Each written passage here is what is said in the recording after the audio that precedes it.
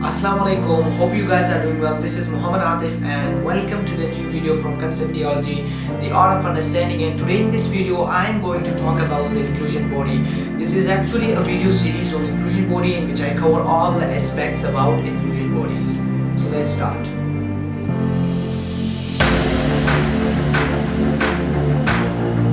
Okay, so let me talk about the inclusion body.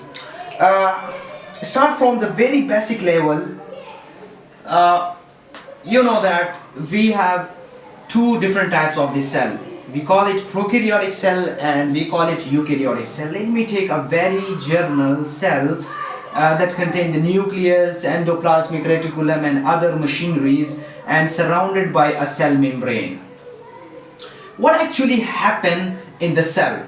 The cell, it basically undergoes a type of process that we call it metabolism. As a result of metabolism, the metabolic product is produced.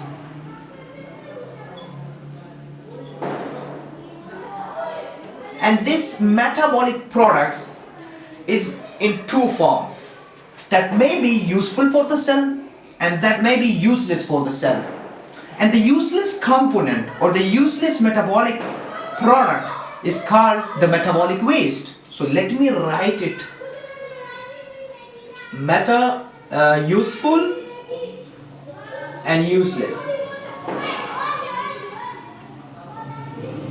This useful and the useless component that is produced by the cell as a result of metabolism has two different type of nature. The one is organic and the other is inorganic. Let me recall. The cell, it basically undergoes the metabolism. As a result of the metabolism, metabolic product is produced. And the nature of this metabolic product is maybe organic or inorganic.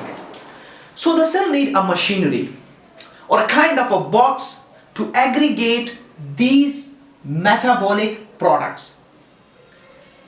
So the aggregation of organic or the inorganic substances,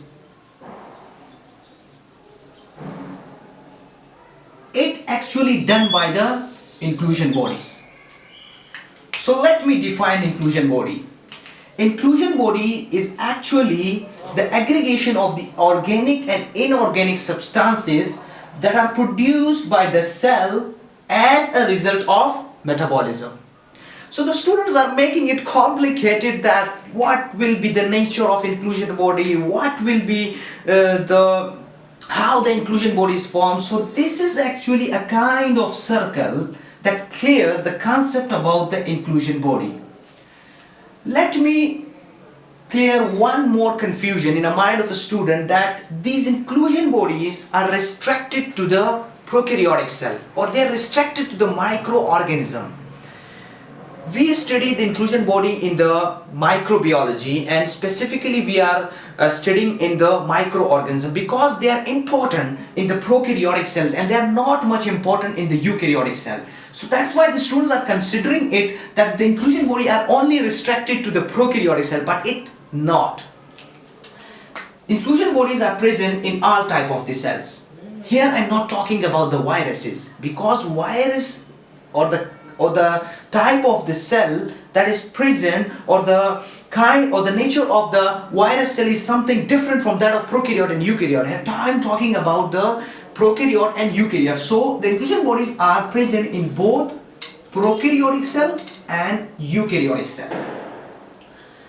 The second point is that the first bacterial inclusion is discovered in late 1800. So the inclusion bodies are first discovered in the bacteria. Inclusion bodies, they may take different forms and they may exist in different types of the shape. So multiple shape, you can say it in the form of globules or granules.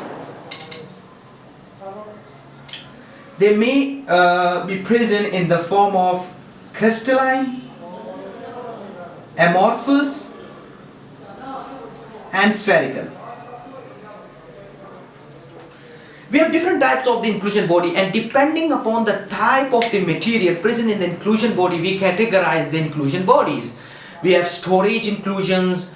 Sometimes we call the inclusion body as micro compartment, and sometimes the inclusion bodies, they basically store the material of the cell, so that is why they are surrounded by a kind of a shell, and this shell may be made up of protein, may be made up of phospholipid, and it will be clear in the next videos.